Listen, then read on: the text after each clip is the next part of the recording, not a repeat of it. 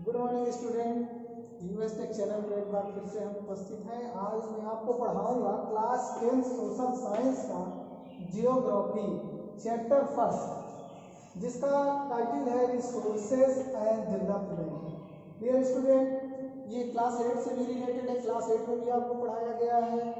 मैं अब आपको आज क्लास 10 सोशल साइंस का जो पहला चैप्टर है एनसीईआरटी का, तो सबसे पहले हम जानते हैं व्हाट इज रिसोर्सेज। रिसोर्सेज हैं क्या? all the useful elements of our environment that satisfy human need। जितने भी यूजफुल एलिमेंट्स हैं हमारे इन्वायरमेंट में, हमारे पर्यावरण में, जो ह्यूमन नीड को सेटिस्फाई करता है, उसको हम क्या नाम देते हैं? रिसोर्सेज देते हैं। जैसे हमारे यहाँ रिसोर्सेज में वाटर है, सॉइल है, फॉसिल फ्यूल्स है, ये सारी चीज जो है रिसोर्सेज में आती है। तो आज दोस्तों हम आपको पढ़ाएंगे क्लासिफिकेशन ऑफ रिसोर्सेज। क्लासिफिकेशन क्यों जरूरी है? क्योंकि बिना क्लासिफिकेशन के हम इन सारे रिसोर्सों को ठीक ढंग से इसका अध्ययन नहीं कर सकते हैं। इसलिए टुडे आज हम लोग इसको जो है क्लासिफिकेशन पढ़ेंगे। तो resources can be classified many ways. First of all we can classify on the based of origin. If we talk about the based on origin, there are two types of resources, biotic resource and abiotic resource। अगर हम origin के आधार पर, उत्पत्ति के आधार पर बात करें तो दो तरीके के रिसोर्स होते हैं, बायोटिक और अबायोटिक। बायोटिक का मतलब होता है जैविक और अबायोटिक का मतलब होता है अजैविक। अबायोटिक में मतलब जो नॉन लिविंग होते हैं। तो बायोटिक रिसोर्स कौन से होते हैं? Which are found in living beings. जैसे बायोटिक रिसोर्सेज हैं forest, animals, fossil fuel like coal and gas. क्योंकि ये सारी चीजें बायोटिक रिसोर्स है, ये कभी न कभी, जैसे हमें फॉसिल फ्यूल है, कोल और गैस, कभी न कभी जीवधारियों को या प्लांट या जंगलों की जमीन के नीचे दब जाने की वजह से मिले। अबायोटिक रिसोर्स ऐसे resource, all the non living things, जितनी भी नॉन लिविंग रिसोर्सेज हैं वो अबायोटिक रिसोर्स होते हैं, जैसे लैंड, वाटर एक्सेट्रा। अब अगर हम बात करें बेस्ड ऑन रिन्यूएबिलिटी, अगर हम रिन्यूएबिलिटी के आधार पर बात करें, there are two type of resources, renewable resource and non renewable resource. Renewable resource which can be renewed after their use। ऐसे रिसोर्स जिनको उपयोग करने के बाद वो पुनः तैयार हो जाते हैं, उनको हम लोग रिन्यूएबल रिसोर्स कहते हैं। जैसे आप देखते हैं वाटर, एयर, सोइल, हम इसको वाटर, ये सब रिन्यूएबल रिसोर्स है क्योंकि प्रकृति में अपने आप रिन्यू होते रहते हैं। मिट्टी है, सोइल है, उसमें हम जितना भी उसका उपयोग करें, उसमें क्रॉप्स उगाते हैं, लेकिन उसकी जो है फर्टिलिटी फिर आ जाती है। Non renewable resources which cannot be renewed after their use। ऐसे रिसोर्सेज जिनको हम एक बार उपयोग कर लेते हैं और निकट भविष्य में उनके बनने की संभावना नहीं रहती है, उसे हम नॉन रिन्यूएबल रिसोर्स कहते हैं। तो नॉन रिन्यूएबल रिसोर्स कौन कौन से होते हैं?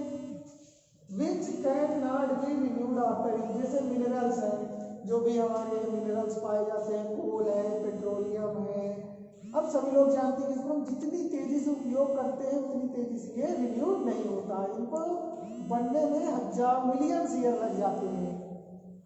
ठीक है दोस्तों, अब हम अगर बात करें रिसोर्स को क्लासिफाई करें on the based on ownership. अगर हम ऑनरशिप के आधार पर बात करें तो भी दो प्रकार के रिसोर्स होते हैं। एक होता है इंडिविजुअल रिसोर्सेज। इंडिविजुअल रिसोर्सेज कौन से होते हैं?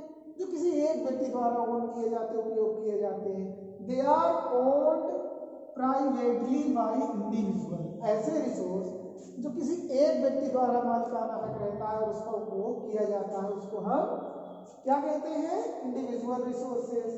इसी तरीके है community based, community owned resources used by all the member of the community. कुछ रिसोर्स ऐसे होते हैं जिनको पूरे मेंबर जो होते हैं किसी कम्युनिटी के, किसी विलेज के सारे लोग उसका उपभोग करते हैं, तो उसको हम लोग कम्युनिटी ओन्ड रिसोर्स बोलते हैं। जैसे आप लोग विलेज में देखो, जो विलेज के गांव की प्रॉपर्टी होती है, जैसे गांव के पॉन्ड्स हैं या वेरियस थिंग्स होते हैं, उनको पूरी कम्युनिटी उपभोग करती है। अगर हम बात करें बेस्ड ऑन डेवलपमेंट, तो डेवलपमेंट के आधार पे दो तरीके के जो है रिसोर्स होते हैं। On the based of development there are two type of resources, potential resources and developed resources. Potential resources which are found in a region but have not used। ऐसे रिसोर्स पोटेंशियल रिसोर्स होते हैं which are found in a region, जो किसी क्षेत्र में पाए तो जाते हैं, जिनके बारे में जानकारी है, बट हैव नॉट यूज, लेकिन अभी उनका हम यूज नहीं कर पा रहे हैं। Like of technology, like of technology या वेरियस टाइप के जो भी हैं इंस्ट्रूमेंटिकल लैग के कारण हम जानते तो हैं कि यहाँ पे ढेर सारा, जैसे हमारे राजस्थान के थॉर डेजर्ट में पता चलता है लॉट ऑफ गैस रिसोर्सेज है, but we can not utilize, अभी हम उपयोग नहीं कर पा रहे हैं, तो उसको हम लोग बोलते हैं पोटेंशियल रिसोर्सेज। ऐसे रिसोर्स जो हमें पता है जिनका हम फ्यूचर में उपयोग कर सकते हैं अपनी टेक्नोलॉजी को डेवलप करके। फिर होता है दूसरा developed resource. Developed resource which are surveyed and their quality and quantity have been determined for utilization। ऐसे रिसोर्सेज जो सर्वे किए गए, जिनका हम लोगों ने सर्वे किया, हमें मालूम है, उनकी क्वालिटी मालूम है, उनकी क्वांटिटी मालूम है, हमें मालूम है किस कैटेगरी का कितना अच्छा है और कितना अधिक मात्रा में है, उनकी क्वांटिटी और क्वालिटी हमें मालूम है। Have been determined for utilization, और वो डिटरमाइंड निश्चित किया जा चुका है यूटिलाइजेशन अर्थात उपयोग के लिए। ऐसे रिसोर्सेज को हम लोग बोलते हैं डेवलप्ड रिसोर्सेज, जिनका हम प्रेजेंट में उपभोग कर रहे हैं और जिनकी क्वालिटी और क्वांटिटी, उनकी मात्रा और उनकी गुण, जो उनकी क्वालिटी, उनकी जो शुद्धता है, उनकी जो भी वो है हमें मालूम है। दोस्तों एक होता है, इसी के आगे हम बात करेंगे, अब हम कितनी तेजी से सारे रिसोर्सेज को उपभोग कर रहे हैं। इसी में होता है semi stable development. Semi stable development क्या होता है?